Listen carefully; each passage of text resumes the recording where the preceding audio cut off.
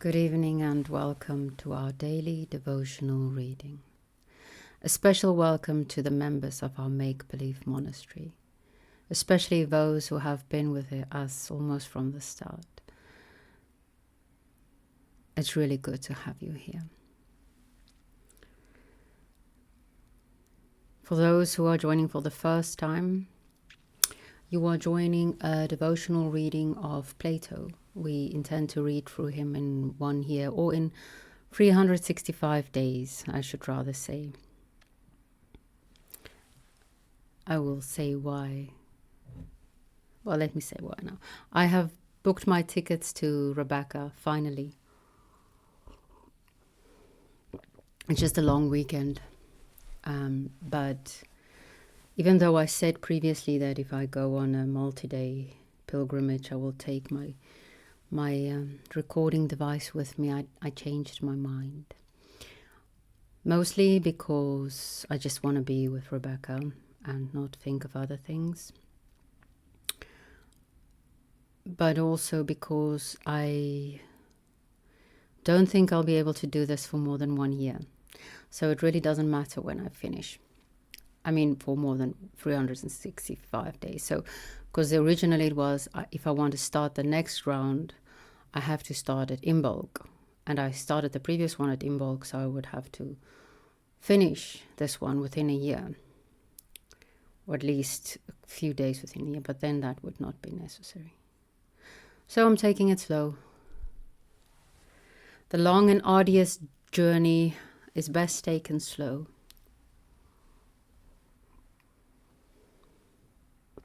I've also, but this is just planning, next year October, because I was thinking maybe I can start, if I do want to do the second year, start at like spring equinox or something, but I think I would then only start at winter solstice in December, because me and a friend are thinking of going on an actual pilgrimage, like one of those that you walk from France to, I don't know where.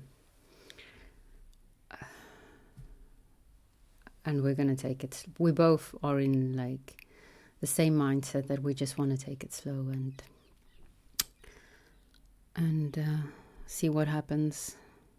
She is Christian and it's a Christian pilgrimage officially, but it would be nature. It's cool. I'm cool with it. I did warn her that it might become spiritual if I go with her, but she said that's the point. She also wants to do that. And she's one of the people that actually told me that strange things happens when I'm around, magical things, positive. For her, it has always been positive things, luckily. So I think she's happy. Well, she said she's happy that I want to join. And if I then start another year of this, I will buy better equipment, because then it would be a longer. It's like the fasting of hands. Like you first do it for 1 year oh, I shouldn't have things that I can do anything with on my desk. To see how it works with full commitment, but for a set time. And then you decide if you can do it full commitment for longer.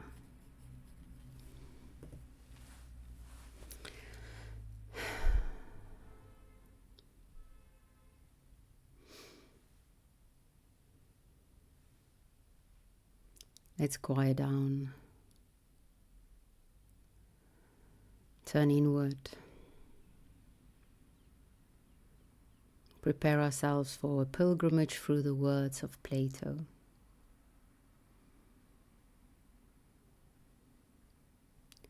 Going back in the past or down in the past. I prefer to look at it as going down into the past.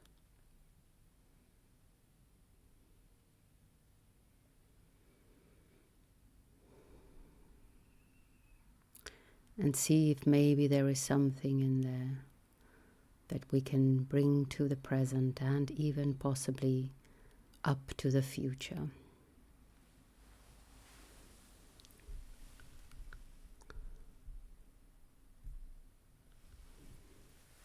It's the last day of Phaedrus, so I haven't prepared anything. So I'm hoping the other translation isn't better in anything. And Socrates. I cannot help feeling, Phaedrus, that writing is unfortunately like painting. For the creations of the painter have the attitude of life, and yet if you ask them a question, they preserve a solemn silence.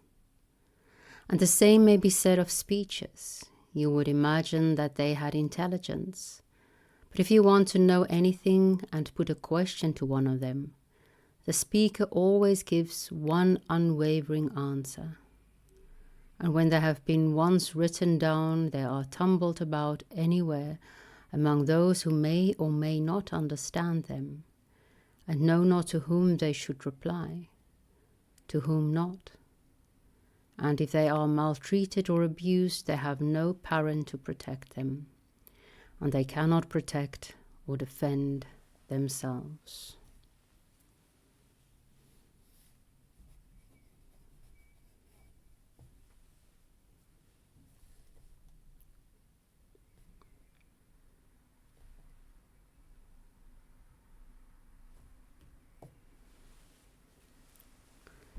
Phaedrus, that again is most true.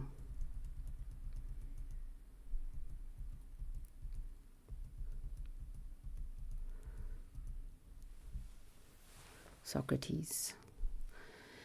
Is there not any kind of word or speech far better than this, and having far greater power? A son of the same family, but lawfully begotten? Phaedrus. Whom do you mean, and what is his origin? Socrates.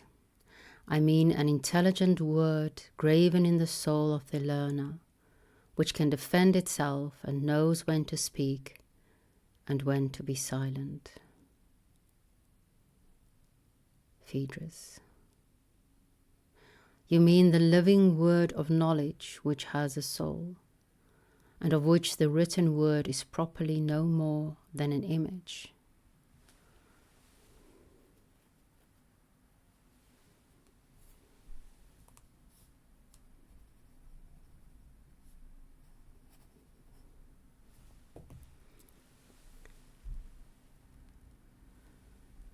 Socrates.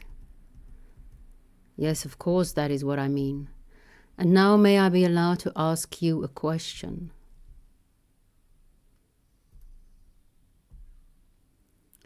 Who is a man of sense? Would a farmer who is a man of sense take the seeds which he values and which he wishes to bear fruit, and in a sober seriousness plant them during the heat of summer, in some garden of Adonis, that he may rejoice when he sees them in 8 days, appearing in beauty? At least he would do so, if at all, only for the sake of amusement and pastime. But when he is in earnest, he sows in fitting soil, and practices farming, and is satisfied if in 8 months the seeds which he has shown arrive at perfection. Phaedrus. Yes, Socrates, that will be his way when he is in earnest. He will do the other, as you say, only in play.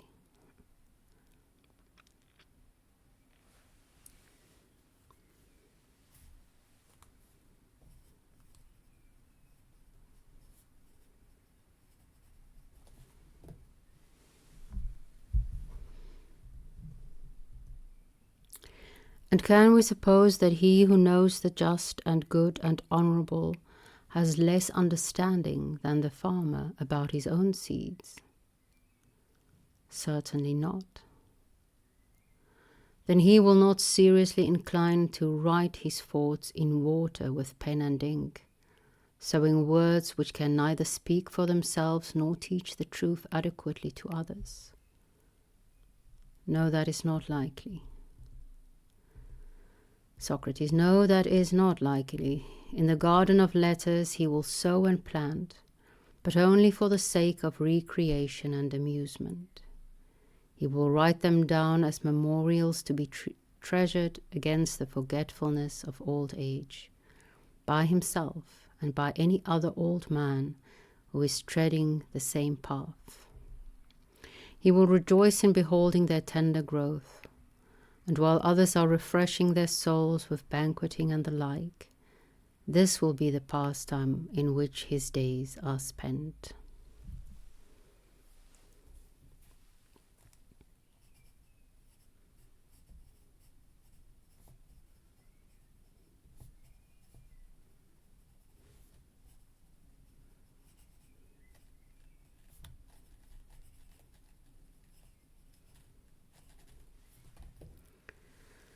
Phaedrus. A pastime, Socrates, as noble as the other is ignoble. The pastime of the man who can be amused by serious talk and can discourse merrily about justice and the like. True, Phaedrus, but nobler far is the serious pursuit of the dialectician, who, finding a congenial soul, by the help of science sows the plants wherein words which are able to help themselves, and him who planted them, and are not unfruitful, but have in them a seed which others brought up in different soils, render immortal, making the possessors of it happy to the utmost extent of human happiness. Far nobler, certainly, Socrates. And now, Phaedrus, having agreed upon the premise, we may decide about the conclusion. About what conclusion? About Lysias, whom we censured, and his art of writing, and his discourses, and the rhetorical skill or want of skill which was shown in them. These are the questions which we sought to determine, and they brought us to this point. And I think that we are now pretty well informed about the nature of art and its opposite.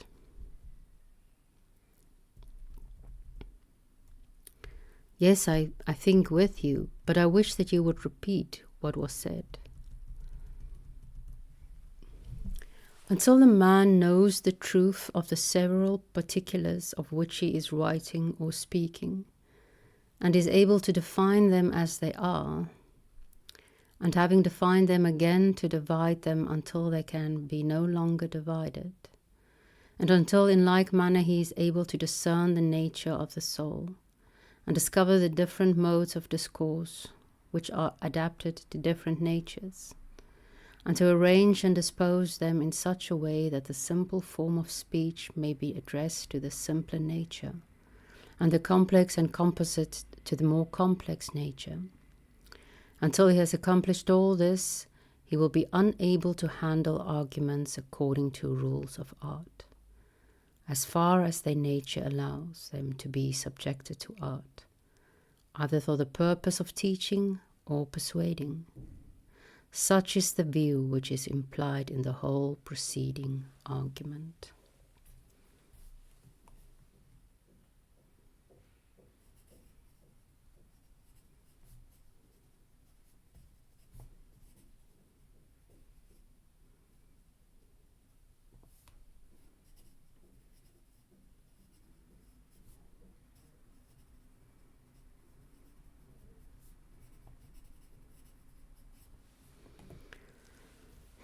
Yes, that was our view, certainly.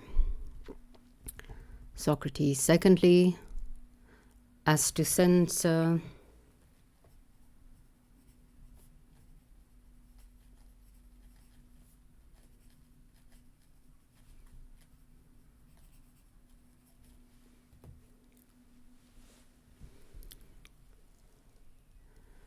which was passed on the speaking or writing of discourse, and how they might be rightly or wrongly censored.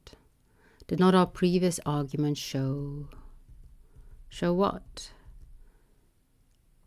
That whether Lysias or any other writer that ever was or will be, whether private man or statesman, proposes laws and so become the author of a political treatise, fancying that there is any great certainty and clearness in his performance. The fact of his so writing is only a disgrace to him, whatever men may say. For not to know the nature of justice and injustice and good and evil, and not to be able to distinguish the dream from the reality, cannot in truth be otherwise than disgraceful to him, even though he have the applause of the whole world. Certainly.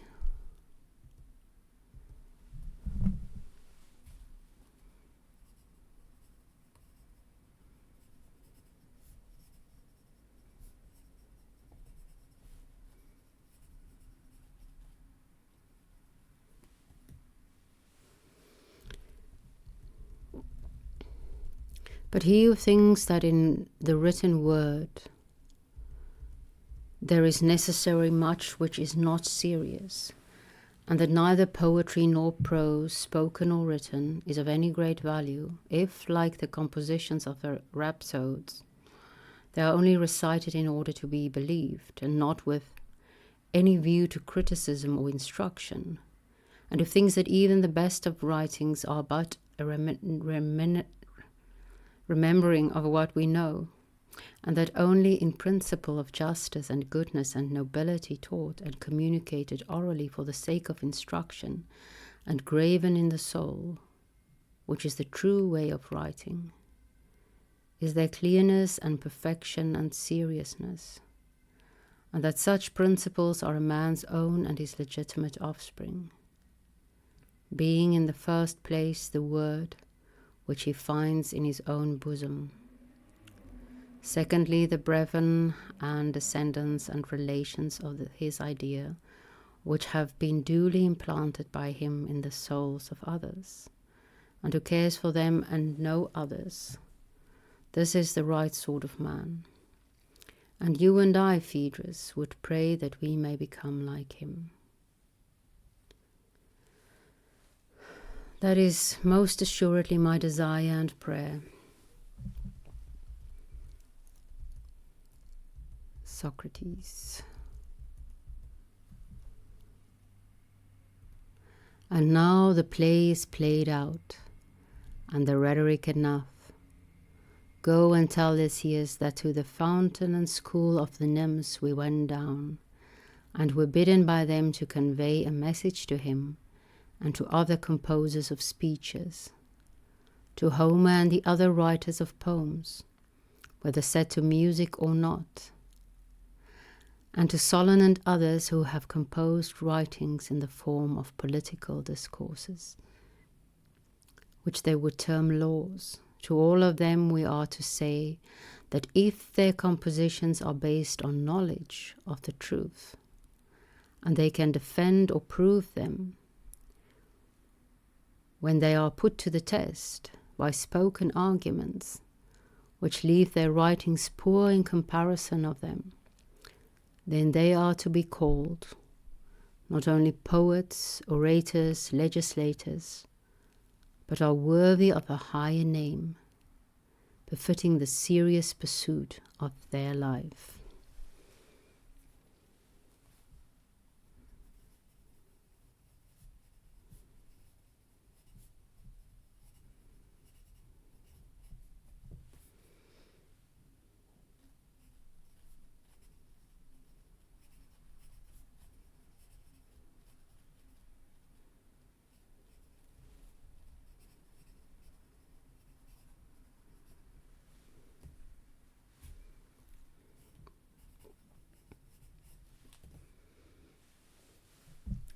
Phaedrus. What name would you assign to them?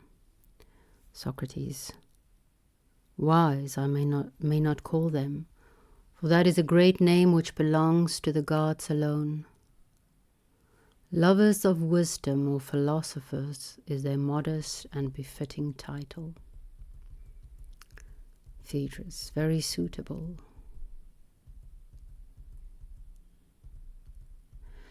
And he who cannot rise above his own compilations and compositions, which he has been long patching and piercing, adding some and taking some away, may be justly called poet or speech maker or lawmaker. Certainly. Now go and tell this to your companion. Phaedrus. But there is also a friend of yours who ought not to be forgotten. Socrates. Who is he? Isocrates the fair. What message will you send to him? And how shall we describe him?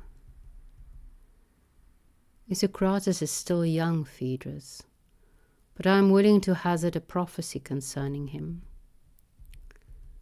What would you prophesy? I think that he has a genius which soars above the orations of Lysias, and that his character is cast in a finer mold. My impression of him is that he will marvelously improve as he grows older, and that all former rhetoricians will be as children in comparison of him. And I believe that he will not be satisfied with rhetoric, but that there is in him a divine inspiration which will lead him to things higher still. For he has an element of philosophy in his nature. This is the message of the gods dwelling in this place, and which I will myself deliver to Isocrates, who is my delight. And do you give the other to Lysias, who is yours? Phaedrus. I will. And now, as the heat is abated, let us depart. Should we not offer up a prayer first to all the local deities? Phaedrus. By all means. Socrates. Beloved Pan, and ye are the gods who haunt this place, give me beauty in the inward soul, and may the outward and inward man be at one.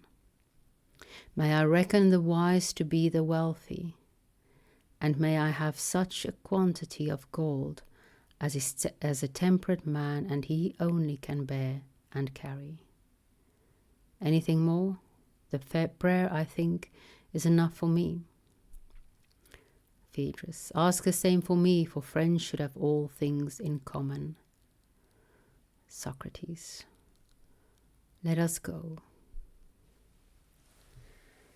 Thus far our scripture of the evening, and thus far Phaedrus.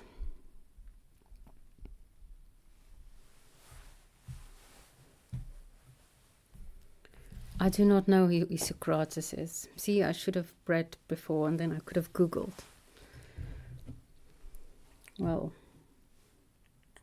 suppose I could still Google, but then I can't share it.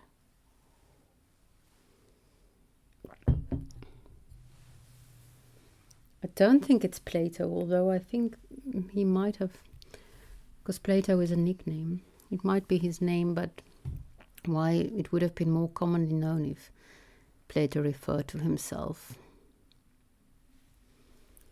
But maybe he did.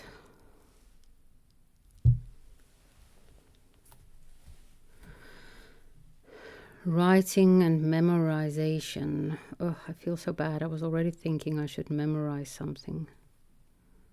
I only know one poem by heart.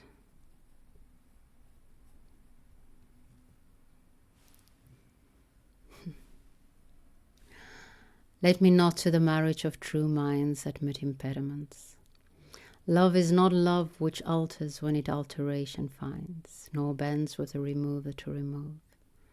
Oh no, it is a never fixed mark.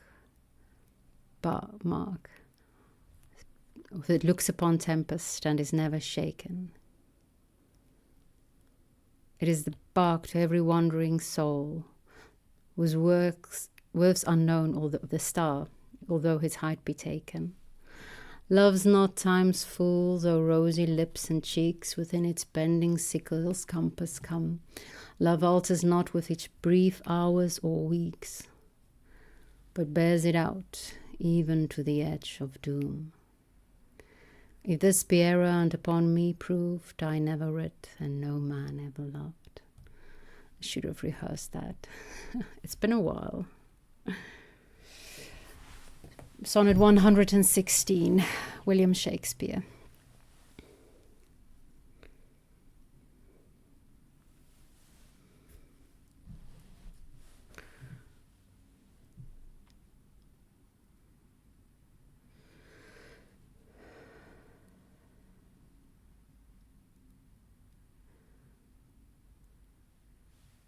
Taking time.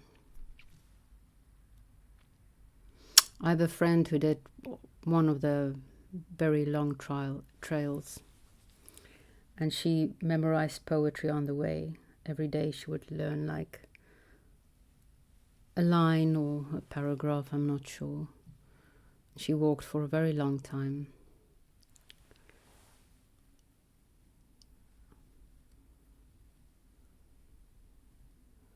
And now she can randomly quote a number of poems. That's nice. 8 days versus 8 months. I am not very good at waiting. I'm a very impatient woman.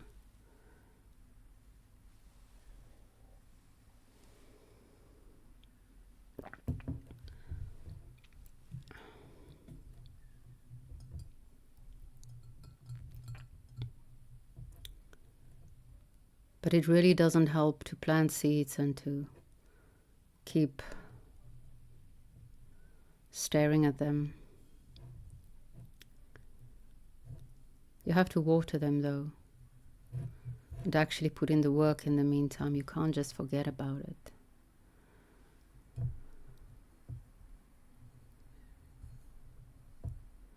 Otherwise it's not going to grow either. So it's not just waiting, it's not just being patient, it's about putting in effort for 8 months instead of 8 days.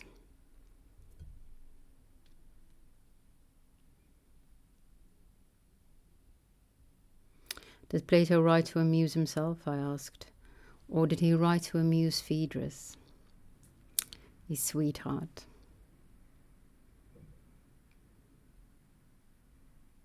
Or did he just say that he writes to amuse himself only for the sake of impressing Phaedrus? That's also possible.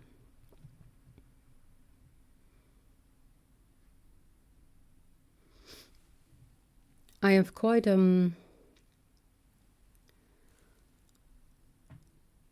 do not at all agree with this, that you should not venture out to do something. Especially in today's day and age. Because it's easy to do something and not necessarily publish the book, but write a piece and put it out there. Get some feedback. Rewrite. Because that's how you learn. Folly just posted something, but I didn't watch it yet. It's called something like ignorance is good, actually. And this writing, this talking, this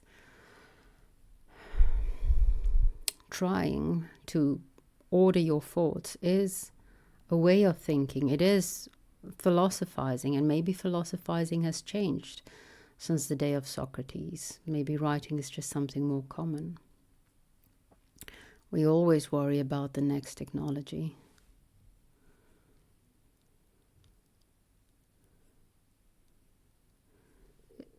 It should be a way to pursue the truth and not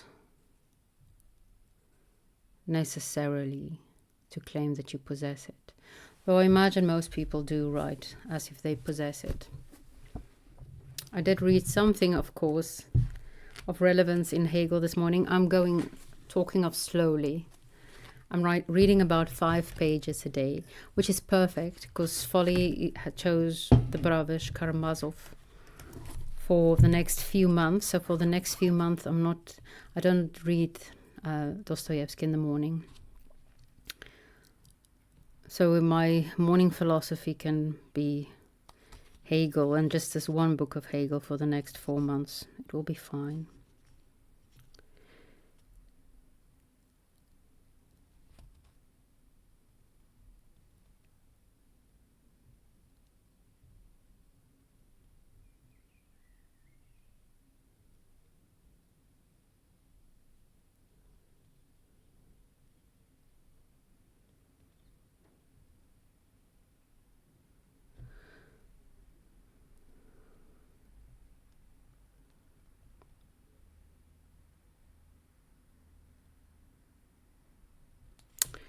I'm not sure. I'm seeing unreal truth, I circled, and fixed, lifeless propositions.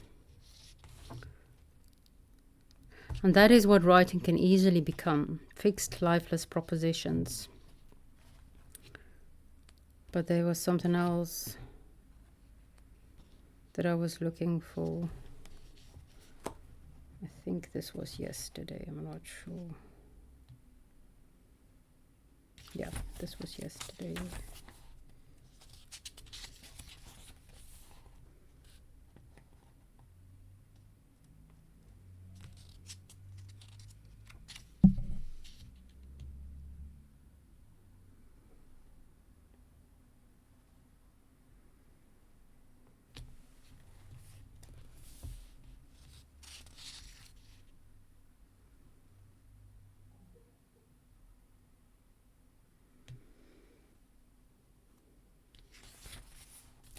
Dogmatism is a way of thinking, whether in ordinary knowledge or in the study of philosophy.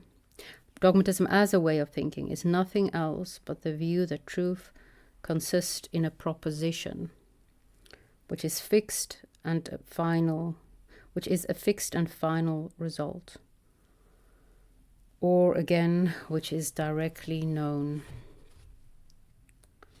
Dogmatism.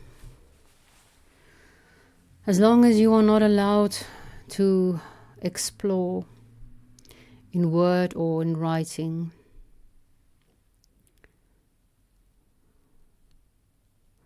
dogmatism in propositional knowledge, in the form of propositional knowledge, will rule supreme. And we don't want that. I think Chris and John once spoke about how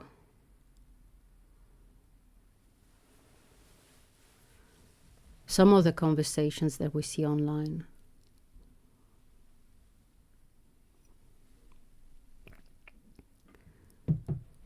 are almost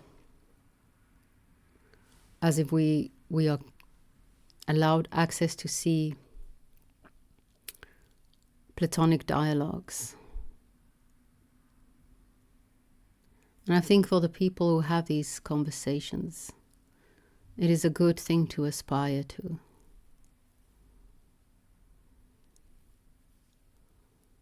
To remember that you're creating something akin to Platonic dialogues.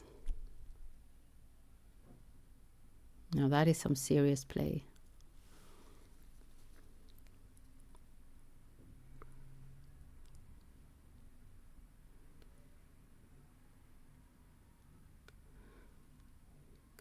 Distinguish the dream from the reality. I don't know, man. I was watching a Platonic dialogue between Alex and a Keith.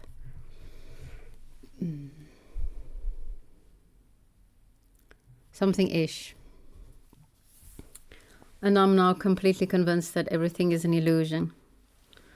I don't think that was the point of the conversation, but that is where it left me. I will probably recover in a few days, or not. I spent the morning with Dostoevsky again, not in bed, because I also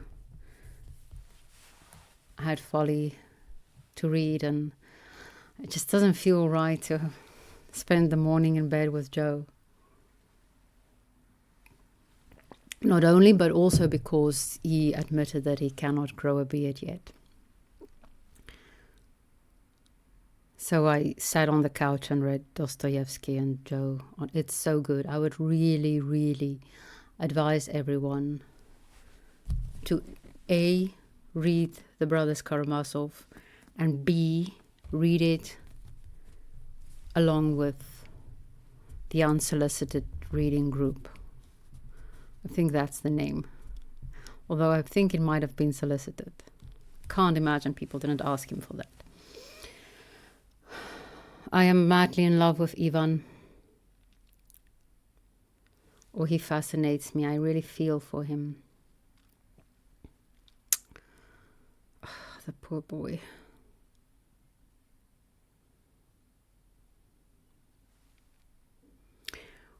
Which brings me to the first thing I wrote down, writing, and how, in fact, it can demonstrate real life in ways that can move people.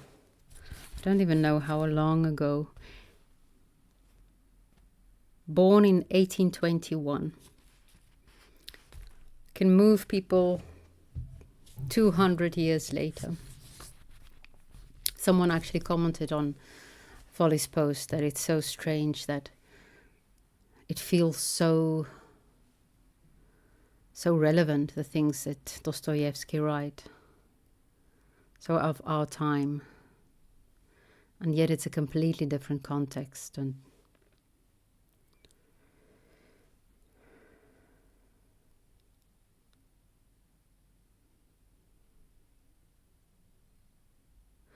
two things I wrote down, mostly inspired by what Folly wrote. I've got a lot of things written there as well, but I think that's just notes for me, for myself. He wrote about the monastic practice of the elders and giving up your will to become free of yourself. And I think that's kind of what I do to a certain extent. I would, for instance, if I go out to dinner with someone, often, unless they're having something that I really don't like, or if I'm in a particular mood for something, would often just have whatever they're having, because it's a way to try new things, to experience things that you would otherwise not have experienced. And this reading whatever Folly or whoever the chosen teacher of the time is recommends. I like structured learning. I was thinking today, I think that phase of me reading only 3 books in 6 months was ended by Folly, because maybe I just didn't have anyone to tell me what to read. And I didn't necessarily read what he spoke about only, but he got me back into the habit of reading, which I will be for eternally grateful for.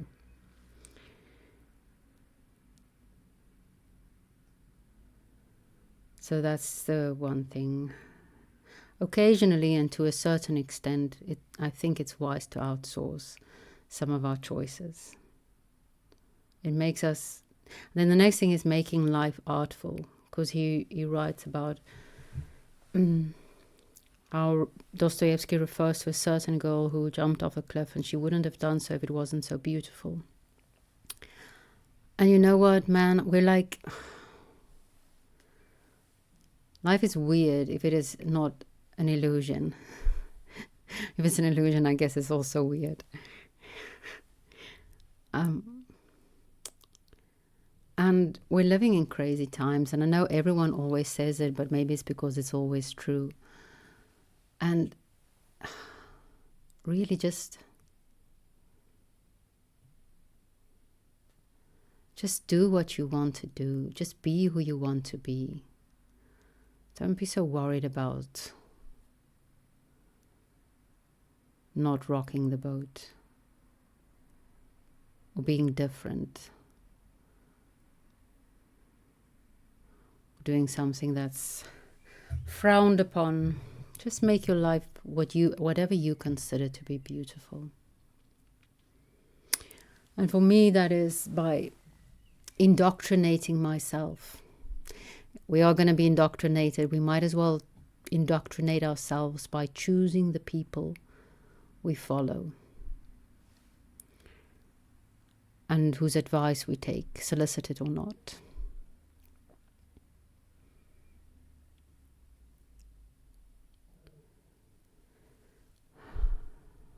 And then see what happens.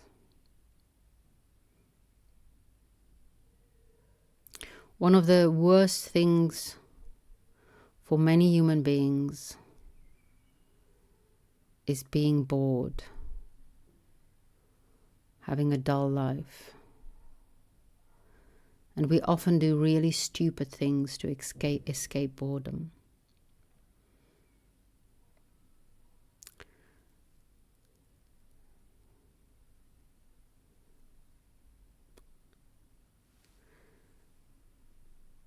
I think, but maybe I'm biased and over-congratulatory of myself, but I think my way of finding teachers or people I can learn with, and letting them take me in directions that I've never been before. I don't know. At least I'm not hurting anyone else. I hope, but I'm quite sure.